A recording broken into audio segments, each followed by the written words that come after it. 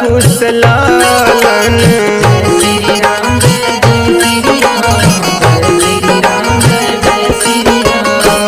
सखवा में लक्ष्मण भरत शत्रुघ्न सीता माता लव कुशलालन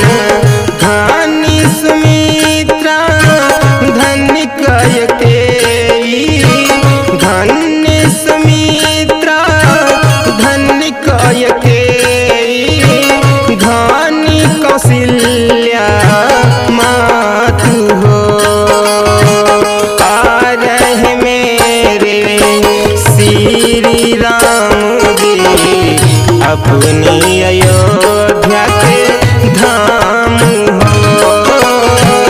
आ रहे मेरे श्री राम जी अपने अवध के धाम हो।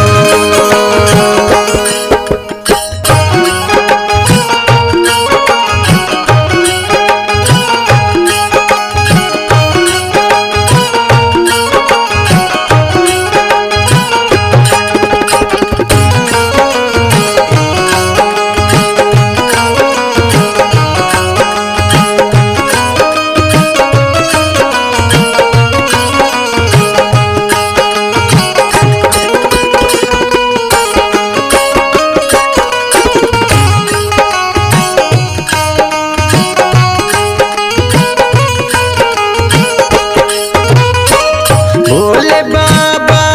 सुनी सुनी मगनावे श्री राम के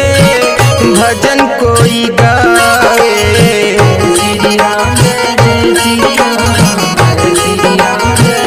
श्री राम भोले बाबा सुनी